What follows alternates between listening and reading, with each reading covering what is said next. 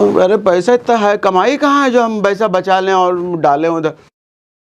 ये बात तो आपने हो सकता है कहीं ना कहीं से सुनी होगी कि आपकी कमाई का साइज आपको अमीर नहीं बनाता, आप अपनी कमाई से करते क्या हो वो आपको अमीर बनाता है, अमीर या गरीब दोनों ही।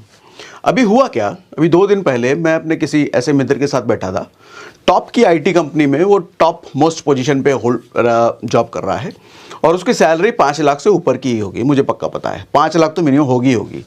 तो अभी रिसेंट सैलरी पूछा नहीं मैंने, लेकिन इतनी तो होनी चाहिए जिस पोजीशन पे है वो मुझसे पूछता है कि यार तेरी कुछ वीडियो देखी, तूने म्यूचुअल फंड, एसआईपी ये सब पे बात करता है, क्या होता है ये?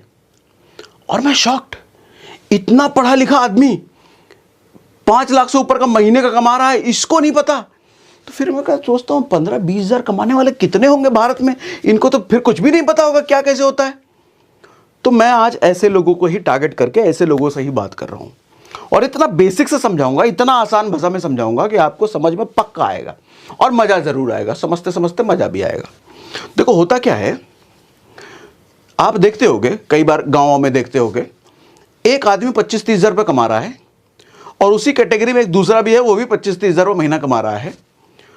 ठीक, समझना मेरी बात को, 2 तरह के लोग हैं या 2 लोग हैं और दोनों की कमाई एक जैसी है। एक आदमी जो 25-30 हज़ार कमा रहा था, वो 20-25 साल की नौकरी करने के बाद भी वो किराए के घर पे पहले भी रहता था, आज भी रह रहा है। वो सेकेंड हैंड स्कूटी पहले भी चलाता था, आज भी चला रहा है। वो ज़िंदगी में ज़्यादा कुछ हासिल नहीं कर पाया, वो कर नहीं पाया, क्योंकि उसका कंप्लेन हमेशा से यही है, अरे 25-30 हज़ार में क्या कितना कम बचा लेंगे, क्या बचेगा।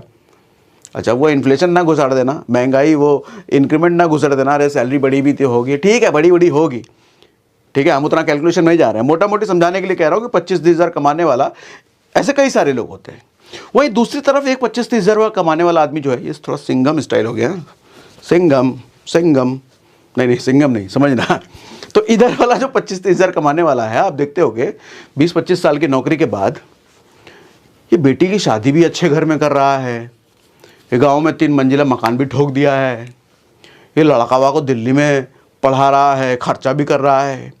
कहाँ से कर रहा है? तो ये 25-30 हज़ार कमाने वाला, ये 25-30 हज़ार कमाने वाले से पूछता है, अरे कहाँ से कर रहे हो, पैसा कहाँ से, इतना कैसे ला रहे हो? तो ये बताता, अरे इतने साल से बचाए हैं, उसी से हुआ है। बोला ऐसे कैसे बचा, इतना कैसे हो सकता है, तुम्हारा सैलरी है तो हमारे बराबर है, इतना कैसे कर सकते हो? तो ये जो समझाता है इसको, अब मैं समझाता हूँ इसको, आपको समझना ध्यान से। होता क्या है, मुर्गी अंडा देती है ना, है कितने अंडे देती है मुर्गी, कितने भी दे ले, 1 अंडा दे, 2 अंडा दे, 3 अंडा दे। अच्छा, मुर्गी जब 1 अंडा देती है, उस अंडे से जो मुर्गी निकलती है फिर वो भी अंडा देती है, फिर उससे जो मुर्गी निकलती है फिर वो भी अंडा देती है। ये क्रम कहाँ तक रुक सकता है? कहीं नहीं, अनंत काल तक चलते रह जाए। ठीक, तो मतलब एक अंडे में इतनी ताकत है कि पता नहीं कितने हजारों या लाखों अंडे आगे प्रोड्यूस करते चला जाए, चेन के थ्रू, चेन मतलब चेन बनता चला गया। ये MLM वाला चेन नहीं है ये नॉर्मल चेन है जो हम देखते हैं। उसी तरीके से सर पैसा भी अंडा देता है। आप कहोगे पगला पैसा अंडा देता है, फालतू बात कर रहा है। नहीं, सुनो तो सही चाचा, पूरी बात तो सुनो पहले। मान लो आपका 100 रुपये है, उसको अगर किसी ऐसी जगह पर रख दो, ऐसी जगह पर जहाँ पर वो अंडे दे, पता चले आज हम छोड़ के गए, 2 दिन बाद वो 100 रुपये अंडा दे करके 110 रुपये बन गया, कल को वो 10 रुपये वाला अंडा बड़ा हो करके 100 रुपये बन गया, पता चले तो हमारा 100 रुपया 200 रुपये में बदल गया। अच्छा, 200 रुपया फिर एक अंडा दे तो पता चले फिर 210 रुपये हो गया। अच्छा, वो जो 10 रुपये फिर बढ़ के फिर 100 हो गया, तो हमारा डाला हुआ एक ही 100 रुपये था, अब वो 300 बन गया। ऐसे कल को हमारा एक ही 100 रुपये कल 400 बन गया, 500 बन गया, 600 बन गया। हमारा एक ही 100 रुपये गया था, एक ही 100 रुपये हमने ऐसी जगह डाला था, और वो 500 बने, 600 बने, 700 बने। अब आप कहोगे ऐसी कौन सी जगह है भैया जो हमारा पैसा अंडा देने लग जाए? बेवकूफ़ बना रहे तुम, हमको सिखा रहे हो, हम भी वकील हैं। सुने हुए वाला यूट्यूब पे मिल जाएगा। खैर तो पैसा अंडा देना है भैया, अब हमको वो जगह तराशनी है जहाँ मेरा पैसा अंडा दे। लेकिन दिक्कत क्या है, वो जगह तो हम बाद में तलाशेंगे। ज़्यादातर आदमी वो पैसा अपने पास रखता ही नहीं है, अपने पास तो पहले रखे, तब तो अपने पास से निकाल करके ऐसी जगह रखेगा जहाँ अंडा देगा। ज़्यादातर आदमी अपने पास ही नहीं रखता। वो क्या करेगा, भैया मान लो कोई 10,000 रुपये कमा रहा है, 10,000 रुपये उसका राशन पानी का 2,000 का खर्चा है, तो 2,000 रुपये उठा करके दे दिया राशन पानी वाले को, उससे चावल दाल आटा नमक तेल मंजन वो सब उठा लाया। मतलब 2,000 रुपये उसको दिया और बदले में कुछ चीज़ें उठा ली। कुछ कपड़े लत्ते खरीदने हैं, मान लो 1,000 रुपये कपड़े खरीदने हैं सबके मिला करके, तो 1,000 रुपये दुकान वाले को दिया और बदले में कपड़ा उठा लाया 1,000 रुपये का।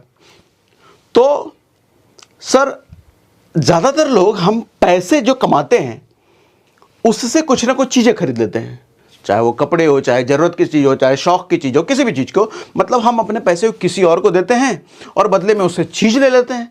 तो हमारे पास तो पैसा बचा ही नहीं जो कि हम ऐसी जगह डालें कि वो पैसा अंडा दे। अरे पैसा इतना है, कमाई कहाँ है जो हम पैसा बचा लें और डालें उधर। ठीक है, समझाता हूँ बस बचत कैसे होती है। होता क्या है कि ऐसे ही एक आदमी, उसकी भी सैलरी अगर 10,000 रुपये है, सर 2,000 रुपये उसका भी अगर राशन पानी का खर्चा है, वो क्या करेगा मालूम? वो 2,000 नहीं 1,800 में खर्चा करेगा। 2,000 1,800 में कितना ही फर्क पड़ जाएगा उसके राशन पानी में, थोड़ा सा कुछ ग्राम इधर उधर पड़ेगा आटा, वो 1,800 में चला जाएगा, 200 रुपये बचा लेगा। 1,000 रुपये जो कपड़ा इसने लिया वो 900 रुपये का कपड़ा लेगा, 100 रुपये वहाँ भी बचा लेगा। अच्छा, बाल बच्चे अगर स्कूल जाते हैं और अगर मान लो उसका 2-3 हज़ार रुपये खर्चा है, मान लो 3,000 खर्चा है और ये आदमी पूरा 3,000 रुपये खर्च कर रहा है, तो ये कुछ ऐसा जुगाड़ लगाएगा या ऐसा स्कूल ढूंढेगा 200-300 रुपये वहाँ भी बचा ले। मतलब ये वाला आदमी जो है जहाँ भी खर्च करेगा, जहाँ भी चीज़ें जो भी खरीद रहा है वहाँ थोड़ा मोड़ा बचा लेगा। ये हर कैटेगरी की चीज़ में से हम अपने घर में जितनी भी चीज़ खरीदते हैं, हर कैटेगरी की चीज़ में थोड़ा थोड़ा बचाता है। ये आदमी क्या बोलेगा? अरे क्या 100-200 रुपये बचा कर क्या ही उखाड़ लोगे, हैं? खर्चो, अच्छी जगह अच्छे से खाओ पियो, अच्छे स्कूल में डालो, अच्छा कपड़ा पहनो। लेकिन ये आदमी क्या कहता है? 100-200 बचाने से बहुत कुछ होगा, आगे पता चलेगा। वो हर चीज़ में 100 बचा लेगा, किसी में 50 बचा लेगा, किसी में 200 चीज़ बचा लेगा, किसी में 500 बचा लेगा, थोड़ा करके बचाता रहेगा। और महीने के अंत में वो देखता है कि ठीक ठाक बच गया भैया, 2-3 हज़ार रुपये अलग से हो गया है। तो उसने क्या किया? पैसा अपने पास ले लिया। अब वो इस पैसे को ऐसी जगह डालेगा जहां पैसा क्या दे? अंडा दे। ठीक, अब ये जगह जो है ना, इसी को हम कहते हैं इन्वेस्टमेंट। उस जगह पर डालना मतलब हम पैसे को इन्वेस्ट करना। अब सवाल आता है, डालने की कौन सी जगह है भैया? देखो, डालने की बहुत सारी जगह हैं। एक आम आदमी की नज़रों में सबसे पहली जगह जो आती है, हमने जब नौकरी चाकरी पहली बार पकड़े थे, पापा का फ़ोन आया था, अब तो तुम्हारी नौकरी लग गई है, हमको तुम 3,000 रुपये महीना भेजना शुरू करो, तुम्हारा पैसा में LIC में डालेंगे। ऐसा आपको भी आया क्या? कमेंट बॉक्स में लिख के बताइएगा। हम लोग के पापा लोगों का जो है एक ही इन्वेस्टमेंट है, बेस्ट इन्वेस्टमेंट, LIC में पैसा डालो। बुरा नहीं है, ठीक है। कुछ लोग बैंक में रखते हैं, कुछ लोग FD करते हैं, कुछ लोग रिकरिंग डिपॉजिट करते हैं, कुछ लोग LIC में डालते हैं, कुछ लोग कोई पॉलिसी खरीद लेते हैं, ठीक है। लेकिन इसमें दिक्कत क्या है मालूम? हमारा पैसा अंडा तो देता है, अंडा देता है, लेकिन उस अंडे को एक राक्षस लेके भाग जाता है। हमारे पैसे ने अंडा दिया, राक्षस लेके भागा, फिर हमारे पैसे ने फिर अंडा दिया, फिर राक्षस लेके भागा, फिर हमारे पैसे ने फिर अंडा दिया, फिर राक्षस लेके भागा। मतलब हम कहीं 100 रुपये अगर डाले हैं तो कई सालों तक सिर्फ 100 ही रुपये रह जाता है। हम इंतजार में, हमारा पैसा अंडा दिया होगा, बड़ा होगा, लेकिन अंडवा कुछ देवे नहीं किया, वो 100 का 100 ही रह गया। 5 साल भी 100 ही रुपये है, 10 साल बाद भी 100 ही रुपये है। वो अंडा हो क्या रहा है? अंडा दे तो रहा है पैसा, लेकिन राक्षस लेके भाग जा रहा है, हमारे हिस्से कुछ नहीं आ रहा। वो राक्षस कौन है मालूम? महंगाई, इन्फ्लेशन। वो पीपली लाइव का गाना सुने हो? महंगाई डायन खाई जाते हैं, उधर डायन इधर राक्षस, चाहे राक्षस बोलो डायन बोलो, ये आपके उस अंडे को खा जाती है। अब दिक्कत ये हो रहा है, जब अंडा सारा खा लिया जा रहा है तो पैसा हमारा बढ़ नहीं रहा है, तो क्या करें? समझाता हूँ कि महंगाई क्या राक्षस है, कैसा राक्षस है, कैसे काम करता है। सर 2010 में ना मेरे पास स्प्लेंडर था। स्प्लेंडर हमने खरीदा था 2010 में, 2010 या 2009 में आसपास खरीदा था और 50,000 रुपये के आसपास खरीदा था। अब उस समय सोचो कि मैं स्प्लेंडर ना खरीद करके वो 50,000 रुपये बचा देता, कहीं इन्वेस्ट कर देता, कहीं LIC बैंक FD कहीं कुछ कर देता, और आज 2025 जो आने वाला है, 2025 में मैं सोचता, कोई प्लान मैंने खरीद लिया, मान लो कोई पॉलिसी खरीद लिया और मुझे बोला जाता कि आज डालो 50,000 रुपये और 1 लाख रुपए हो जाएंगे, तो 1 लाख का तुम कुछ बड़ा बाइक खरीद लेना, स्प्लेंडर से ज़्यादा महंगी बाइक खरीद लेना। तो ठीक है, हमने मान लिया। हालांकि इस एग्जाम्पल में रियलिटी थोड़ी कम दिख रही होगी आपको, लेकिन अजम्पशन है, मान लो ना, समझाने के लिए एग्जाम्पल दे रहा हूँ। 50,000 रुपये 2010 में इन्वेस्ट कर दिया कि 2025 में निकालेंगे भैया 1 लाख हो जाएगा हमारा डबल, और 1 लाख से हम ज़्यादा कोई महंगी बाइक लेंगे और अच्छी बाइक लेंगे, स्प्लेंडर थोड़ी लेंगे। लेकिन 2025 आते आते क्या हुआ सर, वह स्प्लेंडर का दमवा हो गया 1 लाख रुपया। अब 1 लाख में स्प्लेंडर मिलता है, और अच्छी बाइक तो छोड़ो, जो अच्छी बाइक है वो और महंगा हो गया। तो इसका मतलब जो 2025 में मेरे को 1 लाख रुपये मिला, जो मैंने 50,000 उधर डाला था, 2025 में 1 लाख मिला, कब मैं और अच्छी बाइक लूँगा, पता चले भैया स्प्लेंडर हाथ में आएगा अभी भी।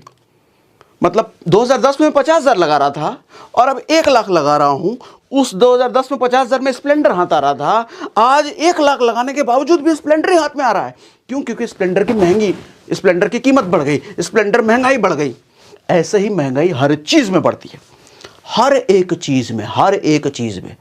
पैर के नाखून से सर के बाल तक इस्तेमाल होने वाली जितनी चीज़ें हैं, हर चीज़ में महंगाई बढ़ती है। तो अब वो आदमी जिसने मेरे को बोला कि 2010 में 50,000 डाल 1 लाख होगा, तो उसने बेवकूफ़ बना दिया ना मेरे को। 1 लाख होने के बावजूद भी मैं कुछ उखाड़ ही नहीं पाया। क्या हुआ? अरे 1 लाख में वही चीज़ मैं खरीद रहा हूँ जो 2010 में खरीद पा रहा था मैं। तो क्या मेरा पैसा डबल हुआ? हाँ, डबल तो हुआ, लेकिन उस डबल होने का कोई फ़ायदा मिला मुझे? कुछ फ़ायदा नहीं मिला। क्यों? क्योंकि उस 1 लाख से भी वही चीज़ मैं खरीद पा रहा हूँ भैया जो 2010 में खरीद पा रहा था। कुछ ज़्यादा अच्छी चीज़ तो मैं खरीद ही नहीं पा रहा, क्योंकि अच्छी चीज़ और ज़्यादा महंगी हो गई। इसी को कहते हैं महंगाई नामक राक्षस। पैसा आपका बढ़ता है, लेकिन बढ़े हुए पैसे को कौन खा गया? महंगाई नामक राक्षस। तो पैसा आपको लगता है कि डबल हो गया, ट्रिपल हो गया, लेकिन हुआ नहीं। महंगाई भी डबल हो गई उसके साथ साथ। जितने साल में पैसा आपका ट्रिपल हुआ, महंगाई भी ट्रिपल हो गई। तो महंगाई नामक डायन खाई जात है, ये वही वाली महंगाई है। तो पैसा क्या अंडा दिया, लेकिन अंडे का हमको कुछ मिला नहीं मिला, तो हमारा पैसा वहीं का वहीं रहा। तो इसका मतलब 2010 का 50,000 और 2025 का 1 लाख इक्वल टू बराबर। दोनों की औकात बराबर, बिल्कुल बराबर। फायदा कब होता? जब उस समय का 50,000 2025 में कम से कम 1.5 लाख हो जाता, तब मेरा फायदा। क्योंकि स्प्लेंडर तो 1 ही लाख में मिल रहा है, 50,000 मेरा बच जाता, या 1.5 लाख में और अच्छी बाइक ले पाता। फायदा कब होता? जब वो 50,000 2 लाख बन जाता, वो 50,000 2.5 लाख बन जाता, वो 50,000 3 लाख बन जाता, तब फायदा, तब हुआ फायदा। तो सवाल उठता है कि हम कहाँ डालें पैसा कि मेरा पैसा ज़्यादा बढ़े, है ना? सवाल यही है ना सर। LIC बैंक या कोई पॉलिसी बुरा नहीं है, सबके अपने अलग अलग रिलेवेंस हैं, बुरा मैं नहीं कह रहा किसी को, लेकिन एज ए इन्वेस्टमेंट ये कुछ अच्छे ऑप्शन नहीं है। क्योंकि एज ए इन्वेस्टमेंट आप देखोगे 5-6% से ज़्यादा आपको मिलता नहीं है, और वही 5-6% महंगाई बढ़ रही है। मतलब इधर आपका पैसा बढ़ रहा है 6% के दर से हर साल। आज 1 लाख अगर डाले किसी चीज़ में, तो अगले साल वो 1,06,000 हो गया। देखने में बड़ा अच्छा लग रहा है, अरे 6,000 बढ़ गया मेरा पैसा एक ही साल में, लेकिन इधर महंगाई भी तो 6% भाग गई। तो आपका 1,06,000 में क्या खरीदोगे?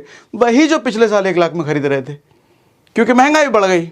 अच्छा, अगले साल 1,06,000 का पता चले 1,10,000 हो गया, अरे मेरा पैसा 1,06,000 से 10 हो गया, लेकिन अगले साल पता चले महंगाई भी उसी हिसाब से बढ़ गई, तो 1,10,000 में क्या खरीदोगे? वही जो पिछले साल 1,06,000 में खरीद रहे थे। कोई फायदा नहीं फिर ऐसे इन्वेस्टमेंट का। क्या फायदा ऐसे इन्वेस्टमेंट का? ऐसे इन्वेस्टमेंट का मर बेवकूफ़ बन रहे हो। फिर कहाँ डालें सर? ऐसी जगह हमको पैसा डालना चाहिए जहां पर ये जो महंगाई का दर है, हर महंगाई का भी दर होता है। अभी देखो, गूगल करोगे ना, इन्फ्लेशन रेट आप गूगल में लिखोगे तो आपको रेट मिल जाएगा 6%, 7%, 5.5% के आसपास का रेट मिलेगा। हर साल ये बदलता रहता है। तो हम अगर 6% मान लें, महंगाई हर साल अगर बढ़ रही है, तो हमको पैसा ऐसी जगह डालना पड़ेगा जहां कम से कम 7% से ऊपर, या 8% से ऊपर, या 10% से ऊपर, या 12% से ऊपर मेरे को रिटर्न मिले। मतलब ऊपर जितना ज़्यादा, 12 मिले, 15 मिले, 20 मिले, जितना ज़्यादा मिले उतना अच्छा है। फिर ये महंगाई मेरा कुछ नहीं बिगाड़ पाएगा, क्योंकि महंगाई तो 6% वाला पैसा लेके जाएगा, लेकिन उसके ऊपर का पैसा तो मेरा रह जाएगा ना वहाँ पे। अब जो रह गया उस जगह पे जहाँ मैंने इन्वेस्ट किया, वहाँ पे रह गया ना बाकी पैसा, और जो रह गया अब वो अंडा देगा, और अंडा देगा तो अंडा क्या और बड़ा होगा, फिर वो अंडा देगा, फिर वो और बड़ा होगा, क्योंकि महंगाई का फिक्स है, उसको तो 6% लेके जाना है। मान लो मेरे पैसे ने 10% रिटर्न दिया, हाँ, मेरे पैसे ने 10% रिटर्न दिया, 6% तो महंगाई लेके गया, लेकिन 4% तो वहाँ रुक गया ना। वो 4% बढ़ेगा, वो अंडा देगा। मान लो मेरे पैसे ने 15% रिटर्न दिया साल का, तो महंगाई तो 6% लेके गया अपना, महंगाई नामक डायन, महंगाई नामक राक्षस। बाकी जो कितना परसेंट हो गया, 8%, 9% जो एक्स्ट्रा हुआ, 9% मेरा बढ़ेगा। कौन सी ऐसी जगह है भैया जो इतना हमको मिलेगा रिटर्न, 10%, 12%, 15%? एक ही जगह है। वैसे जगह तो बहुत सारे हैं, लेकिन एक आम आदमी जहाँ कर पाए, जहाँ थोड़े थोड़े पैसे इन्वेस्ट कर पाए, वो जगह है स्टॉक मार्केट। स्टॉक मार्केट सुनते ही बहुत सारे लोगों का एंटीना खड़ा हो जाता है। ये वही जहाँ जुआ होता है, ये वही जहाँ पैसा डूब जाता है लोगों का, ये वही जहाँ लोग सुसाइड कर लेते हैं, लोग कंगाल हो जाते हैं, ये वही स्टॉक मार्केट, शेयर मार्केट की बात कर रहे हो। बहुत सुने हैं, तुम आज क्या बताओगे? हम 2001 से जानते हैं, आज आए हो बड़ा बताने शेयर मार्केट, जुआ वाला काम करवाओगे हमसे, भागो ऐसे। मेरा LIC ठीक है, मेरा FD ठीक है, मेरा पोस्ट ऑफिस ठीक है, मेरा EPF में पैसा डालना ठीक है, PPF में पैसा डालना ठीक है, सुकन्या निधि योजना में ठीक है, या सरकारी कोई भी योजना में ठीक है। स्टॉक मार्केट का बात मत करना मेरे से, पैसा डूब जाता है वहाँ पे। ये जो सज्जन कह रहे हैं, कह तो मैं ही रहा हूँ, लेकिन ये जो बात है बिल्कुल सही है, 100% सही है। पैसा डूबता भी है सर, कई लोगों ने सुसाइड किए हैं, पैसा लॉस भी होता है, पैसा रिटर्न तो छोड़ो, पैसा खत्म हो जाता है जो भी डाले। लेकिन किन लोगों का होता है सर? उन लोगों का होता है जो इसको जुए की तरह करते हैं। जुए की तरह? ये कौन सी तरह, कैसे होता है? समझाता हूँ। मान लो कोई बिजनेस आप कर रहे हो, साड़ी का दुकान आपने खोलना है, मान लो साड़ी का दुकान कहीं खोलना है। अच्छा, साड़ी का दुकान आपके पास 20 लाख रुपए था, और 20 लाख लगा के आपने साड़ी का दुकान किसी भी एरिया में खोल लिया, बिना ये एनालिसिस किए क्या वहाँ पे औरतें आएंगी साड़ी खरीदने? ऐसी जगह है वो? क्या उस जगह पर साड़ी का दुकान चलेगा? क्या वहाँ आसपास ऐसे मोहल्ले हैं जहाँ पर औरत वहाँ पे जाकर के प्रेफर करेगी साड़ी वाड़ी खरीदना? बिना एनालिसिस किए 20 लाख रुपया था, लगा दिया, साड़ी का दुकान खोल दिया, अब तो चलेगा ही। लेकिन भैया 2 महीना हो गया, पता चला 2-3 कस्टमर्स ज़्यादा आए भी नहीं किया है, उससे ज़्यादा अपना रेंट डाला जा रहा है, मेंटेनेंस चला जा रहा है। 2 महीने बाद शटर गिरा दिया, बंद। उसके बाद अपनी राय क्या बनेगी?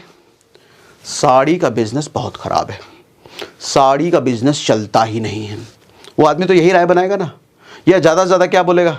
इस शहर में साड़ी का बिजनेस चलता ही नहीं है, चलेगा ही नहीं, मैंने करके देख लिया, होगा ही नहीं। अरे चचा बेवकूफ़, गलती साड़ी के बिजनेस का नहीं था, गलती तुम्हारी थी कि तुमने एनालिसिस नहीं किया पहले, कि हो सकता है वो जगह ठीक थी कि नहीं थी, वहाँ पर डिमांड है कि नहीं है। तुमने एनालिसिस नहीं किया और 20 लाख रुपए में आग लगा दिया अपना, तो गलती तुम्हारी है चाचा, साड़ी के बिजनेस की नहीं है। सर यही चीज़ स्टॉक मार्केट में होता है। स्टॉक मार्केट में अच्छा पैसा लगाना होता है, लगा दो। ऐसे थोड़ी भैया कहीं भी डाल दोगे, किसी भी शेयर में डाल दोगे, किसी भी जगह डाल दोगे तो डूबना तो तय है, तो डूबना तो तय है। फिर तुम कितना भी डाल लो, आदमी पेनी स्टॉक ढूंढता है। 1 रुपये वाला स्टॉक ढूंढो, 1 रुपये वाला स्टॉक। कौन सा 3000 का स्टॉक? नहीं बहुत महंगा है, नहीं 1 रुपये वाला ढूंढो, 2 रुपये वाला ढूंढो। उसमें अच्छा जाएगा भी कितना जाएगा? 2 ही रुपये जाएगा ना। तो ऐसे आदमी का पक्का 2 रुपये जाता है, पक्का 1 रुपये जाता है। थोड़ी एनालिसिस कर लेते, ढंग के स्टॉक ढूंढ लेते। अब कहे हमारा भाई हमको टाइम नहीं है ढंग के स्टॉक ढूंढने का, हम तो बहुत बिजी आदमी है, मेरा नौकरी है, पूरे 25,000 रुपये मिलते हैं मुझे, नौकरी पेशे वाला आदमी हूँ, बाल बच्चे वाला आदमी हूँ, टाइम बिल्कुल नहीं है। तुम कहाँ स्टॉक मार्केट में स्टॉक ढूंढने की बात कर रहे हो, शेयर को एनालाइज करने की बात है, उतना टाइम नहीं। ठीक है, कोई बात नहीं है। ऐसे ही लोगों के लिए है म्यूचुअल फंड, ऐसे ही लोगों के लिए है SIP। जब आपको स्टॉक मार्केट की समझ नहीं है और आप समझ लेना भी नहीं चाहते, जब आपके पास समय नहीं है, या आलसी हो या निकम्मे हो या कुछ भी हो, ज़्यादा समय नहीं लगाना हमको सीखने में, तो ऐसे ही आदमी के लिए SIP है। अभी समझ में आ रहा है? अभी तक समझ में आ रहा है कि नहीं? तो अब क्या करें? ऐसे आदमी के लिए है। कहाँ मिलता है SIP? बताओ कितना डालना है? ऐसे नहीं भैया, थोड़ा समझ इसमें भी चाहिए, थोड़ी बहुत तो जानकारी इसमें भी लेनी पड़ेगी। हाँ, बहुत ज़्यादा आपको मास्टर नहीं बनना है, गुरु घंटाल नहीं बनना है शेयर का, हल्की फुल्की जानकारी लेना यहाँ भी पड़ेगा। अच्छा पहले समझाता हूँ म्यूचुअल फंड क्या होता है, SIP क्या होता है, ज़रा ये भी समझाता हूँ। अब कभी कमेटी वमेटी खेले हो? होता क्या है, मोहल्ले में कई सारे लोग मिल करके किसी एक जगह पर किसी एक आदमी को अलग अलग थोड़ा थोड़ा पैसा देते हैं, और हर आदमी को कुछ समय बाद कुछ ज़्यादा पैसा रिटर्न में मिलता है। या फिर गुल्लक का एग्जाम्पल, घर में कुड़िया जो रखता है, पापा 10 रुपये डाल दे, मम्मी 10 रुपये डाल दे, इसको भी डाल दे। पता चले चिंटुआ को जब साइकिल लेना है तो कुड़िया फोड़ा गया, गुल्लक फोड़ा गया, ये चिंटुआ के लिए साइकिल का पैसा तैयार है। ऐसे ही एक गुल्लक है, ऐसा ही एक गुल्लक है। उस गुल्लक में तो घर के सारे लोग डाल रहे थे, मम्मी पापा भाई बहन पैसे डाल रहे थे, बट यहाँ जो गुल्लक का साइज है बहुत बड़ा साइज है, यहाँ पूरे देश के लोग पैसे डालते हैं। क्या होता है? पूरे देश के लोग पैसे डालते हैं। पूरे देश के लोग कैसे डालेंगे? अरे ऑनलाइन सारा सिस्टम हो गया अब तो, ऑनलाइन सब बाद में बताऊंगा, वो सब वेबसाइट सब है, वहाँ पे जाके डालना होता है। कितना डालना होता है? 100 रुपये महीना, 500 रुपये महीना, 1000 रुपये महीना, लाख रुपये महीना, 2 लाख रुपये महीना, जितनी मर्जी उतना डाल सकते हो। 100 रुपये शुरू हो जाता है, 100 रुपये महीना, 100 रुपये महीना, हाँ 100 रुपये महीना, ठीक। अब गुल्लक है, पूरे देश से लोग डालते हैं। कहीं से कोई आदमी 100 रुपये महीना डाल रहा है, कहीं से कोई 500 रुपये महीना, कोई 5 लाख रुपये महीना, कोई 5 करोड़ रुपये महीना। 5 करोड़ रुपये महीना कम होगा, लेकिन होगा कोई तो अलग अलग। तो कितना फंड जमा हो जाएगा एक ही महीने में? बहुत बड़ा फंड जमा हो जाएगा। अब ऐसा हर महीना हो रहा है तो मतलब बहुत मोटा फंड जमा हो रहा है। अब इस सारे फंड को शेयर मार्केट में इन्वेस्ट किया जाता है, अच्छे अच्छे शेयर खरीदने में इन्वेस्ट किया जाता है। आप कहोगे शेयर खरीदने में इन्वेस्ट हो रहा है मतलब डूब सकता है पैसा? हाँ डूब सकता है, ठीक है, लेकिन डूबने के चांसेस कितने हैं? थोड़े कम है। क्यों? क्योंकि ये आदमी, एक आदमी जो गुल्लक लेके बैठा है, जो आपका पैसा लेके बैठा है, आपका तो 100 ही रुपये महीना है, लेकिन किसी का ज़्यादा है तो उसके पास जो हजारों करोड़ों रुपए जमा हुआ है, मान लो 1000 करोड़ रुपए जमा हो गया, वो 1000 रुपये करोड़ में, 1000 करोड़ में आपका भी 100 रुपये महीना था, उसका डूबने का जो बहुत टेंशन है आपको, भैया 1000 करोड़ है पूरा। इस 1000 करोड़ को शेयर मार्केट में इन्वेस्ट कर दिया जाता है। कौन करता है? एक्सपर्ट, जिसको एक्सपीरियंस है सालों का, 15 साल 20 साल 25 साल का एक्सपीरियंस है, ऐसा आदमी, ऐसा ग्रुप मिलकर के वो इन्वेस्ट करता है। अब सोच के देखो, आप ऐसे एक्सपीरियंस आदमी को अगर हायर करोगे अपने लिए, अपना 100 रुपया महीना इन्वेस्ट कराने के लिए, कि भाई मेरा 100 रुपया महीना है, स्टॉक मार्केट में इन्वेस्ट करो जरा एनालाइज करके ढंग की जगह पर, 5 लाख रुपये महीना तो उसका सैलरी होगा, पहले दे पाओगे? तुमको 100 रुपये महीना इन्वेस्ट करना है तो 5 लाख रुपये महीना उसका सैलरी दे पाओगे? नहीं ना। इसीलिए म्यूचुअल फंड वाली कंपनियां, कई सारी म्यूचुअल फंड की कंपनियां होती हैं, इनको हायर करती हैं कि भाई ये 1000 करोड़ का फंड आया है पूरे देश से, अब इसको तुम ढंग का एनालाइज करके डालो। अब ये पूरी एनालिसिस करके, जिनका इतना एक्सपीरियंस होता है, पूरा समय लगा के, ऐसे ही नहीं 20 लाख रुपए है तो साड़ी का दुकान खोल दे, वो हरकत नहीं करते है। पूरा एनालिसिस करके शेयर मार्केट में आपके पैसे को इन्वेस्ट करते हैं। इनके ऊपर भी प्रेशर है, भैया रिटर्न निकाल के देना है लोगों को, जिसका जितना पैसा है। अब जिसका जितना पैसा है उस अनुपात में जो भी पैसा बढ़ता है आप निकाल सकते हो कभी भी, आपकी मर्जी के हिसाब से। यही होता है म्यूचुअल फंड। और म्यूचुअल फंड में जो हर महीने हम पैसा डालते हैं अपनी मर्जी का, 100 रुपये महीना, 200 रुपये महीना, 500 रुपये महीना, जितना भी, उसको कहते हैं SIP। ये जो प्रोसेस है पैसा डालने का हर महीना, इसको कहते हैं SIP, सिस्टमैटिक इन्वेस्टमेंट प्लान। एक ऐसा प्लान जो हम सिस्टमैटिक बना दिए हैं हर महीना इन्वेस्टमेंट करने का, इसको बोलते हैं SIP। और जो पैसा जहां जा रहा है, जिस फंड में, जो गुल्लक, मान लो एक गुल्लक जो पूरा देश जिस पर पैसा डाल रहा है, वो गुल्लक को बोलते हैं म्यूचुअल फंड। ठीक, इतना समझ में आया? कमेंट बॉक्स में मुझे लिख के बताइए क्या समझा रहे हो। गजब, एकदम किसी को भी समझ में आ जाए, गजब समझाया, गजब समझाया, ऐसा लिख के बताइए कमेंट बॉक्स में। तो लिख के बताइए जल्दी, तब मैं आगे बढ़ता हूं, मुझे भी पता चले कि समझ में आ रहा है। ठीक है, हाँ चलो अब पढ़ लिया, ठीक है, समझ आ गया। तो वहां पे हम पैसा डालते हैं, क्या ताकत है, कितना मेरा पैसा बड़ा हो सकता है। अब जरा ये समझाता हूं आपको स्क्रीन पर। ओके, तो ये मैंने स्क्रीन खोल ली। आपको करना कुछ नहीं है, गूगल पे लिखना SIP कैलकुलेटर।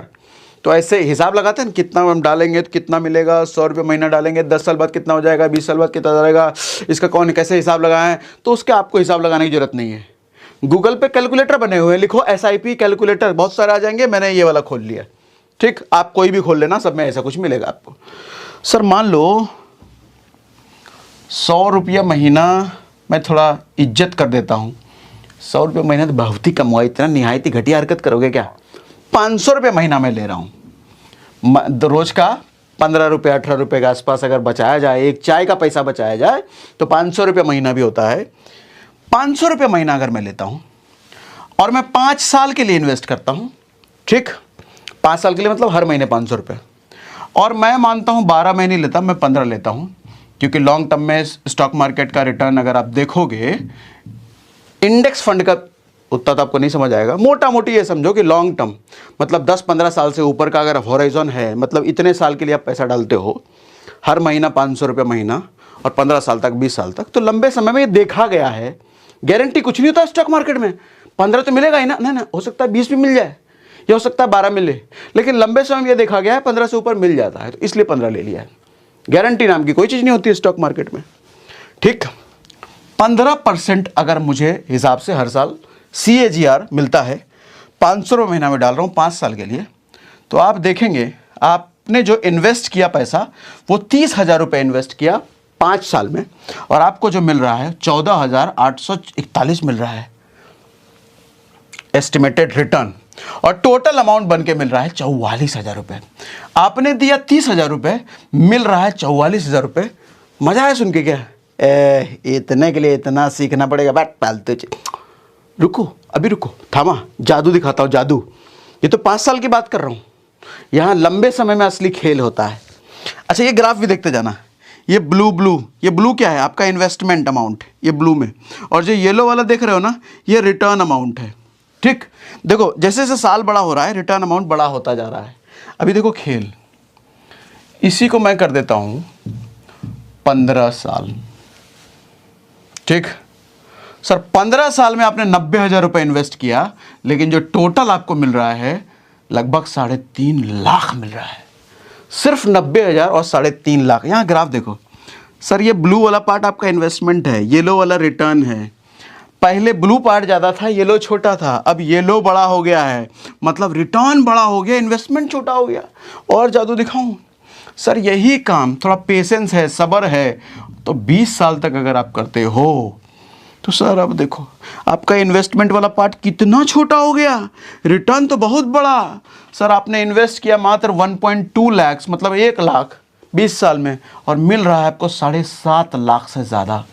सिर्फ 1 लाख इन्वेस्ट किया है अपनी जेब से, सब मिला के 500 रुपये महीना करके टोटल, लेकिन मिल रहा है 7.5 लाख। और जादू दिखाऊं, मान लो थोड़ा ताकत है आप में रिटायरमेंट तक रुकने का, थोड़ा पेशेंस है कि हर महीना इतना कर पाओ। सर यही खेल अगर 40 साल तक ये अब कर दिए ना, तो सर आप इन्वेस्ट करोगे 2.4 लाख 40 साल तक, 2.5 लाख तक, 2.5 लाख रुपया, लेकिन मिलेगा 1.5 करोड़ से ज़्यादा। सिर्फ 2.5 लाख इन्वेस्ट किया और मिला 1.5 करोड़ से ज़्यादा। ये SIP की ताकत है, ये म्यूचुअल फंड की ताकत है। यहां देखो ब्लू तो सर्वर नजरे नहीं आ रहा है। आपका इन्वेस्टमेंट इतना सा, रिटर्न इतना, इन्वेस्टमेंट इतना, रिटर्न इतना। लेकिन पहले क्या था, शुरुआत में जब 5 साल के लिए किए थे तो इन्वेस्टमेंट ही इतना था और रिटर्न इतना था। यहां समय का खेल है, जितना ज्यादा समय दोगे रिटर्न वाला पार्ट बड़ा होता चला जाएगा, इन्वेस्टमेंट छोटा सा। समझे? कंपाउंडिंग इसी को कहते हैं, अंडे देने वाली बात। इतना अंडा दिया कि अंडा ही अंडा दिख रहा है। मेरा जो डाला हुआ पैसा छोटा हो गया, खूब अंडा मिला, मतलब कम समय में कम अंडा मिलेगा, ज्यादा समय में अंडे का अंडा, अंडे का अंडा, अंडे का फंडा मिलता रहेगा। गाना था ना, अंडे का अंडा, वही हो गया ये। ठीक, ये SIP की ताकत है, ये म्यूचुअल फंड की ताकत है। अब कैसे करते हैं, स्टेप बाय स्टेप बताओ। उसके लिए एक डीमैट अकाउंट आपके पास होना चाहिए, जिसका हमने डिस्क्रिप्शन में लिंक दिया हुआ है। उस पर क्लिक करके आप अपना KYC कर सकते हैं। 10 मिनट का प्रोसेस है, आपका आधार पैन अपलोड करना है, वो कर लेंगे। 2 दिन का समय लगता है। 2 दिन बाद वो एक्टिवेट हो जाएगा आपका अकाउंट, फिर किसी भी म्यूचुअल फंड में। और कैसे चुनते हैं म्यूचुअल फंड, उसके लिए आप गूगल में लिखो how to select mutual fund, Sagar Sinha लिख देना, तो आपको हमारे और भी वीडियोस आ जाएंगे कि कैसे चुनते हैं अच्छा वाला म्यूचुअल फंड जिसमें ज़्यादा रिटर्न मिले। इस पर हमने कई वीडियो पहले कर रखे हैं। तो डिस्क्रिप्शन और पिन कमेंट में जो लिंक है, पहले उससे अपना अकाउंट खुलवा लीजिए, जिससे आप ऑनलाइन चीज़ें कर पाएँ, और उसके बाद अच्छा वाला फंड चुन के उसमें इन्वेस्टमेंट शुरू कर सकते हैं। सर ये 15 का 20 भी हो सकता है, 15 का 12 भी हो सकता है, 10 भी हो सकता है, इसकी कोई गारंटी कभी नहीं होती। लेकिन हाँ, आपका जो 2 कौड़ी का इन्वेस्टमेंट है जो आप पहले से करते आ रहे हो, उससे तो कहीं ज़्यादा देगा ये। यहाँ अंडे का अंडा बनने का पूरा मौका मिलेगा। वहाँ तो आपका जो अंडा दे रहा है महंगाई नामक राक्षस खा जा रहा है ना, इधर वो नहीं होगा, इधर नहीं होगा। लेकिन एक ध्यान रखें, लॉन्ग टर्म की बात कर रहा हूँ मैं, 2-3 साल के लिए मत आना। 2-3 साल के लिए आपका वाला ही ठीक है, क्योंकि लंबे समय में अंडे का फायदा मोटा मिलता है, लंबा ज़्यादा अंडा मिलता है। और मेरे हिसाब से लंबे समय का मतलब 10 साल से ऊपर के लिए आना, कम से कम, शॉर्ट टर्म के लिए नहीं। मज़ा आया क्या? सीखने को मिला? SIP आज समझ में आया तो कमेंट बॉक्स में लिख के बताइए मज़ा आया, क्या समझाया, आज से पहले ऐसा किसी ने समझाया नहीं था, ऐसा लिख के बताइए ज़रा। आज के लिए इतना ही। और कुछ ना समझ में आया तो कमेंट बॉक्स में खुल के लिख के बताओ, आगे फिर से मैं समझा दूंगा, या इसके आगे का कुछ पूछना हो, या कैसे चुनना है म्यूचुअल फंड वगैरह, ये सब सीखना हो, दोबारा से सीखना हो तो बताओ मुझे, दोबारा हम और अलग तरीके से और आसान तरीके से मैं सिखा सकता हूँ। लेकिन कमेंट बॉक्स में लिख के तो बताइए। आज के लिए इतना ही, हो गया ख़त्म, अब बंद कर दीजिए, मैं भी मुड़ गया अब।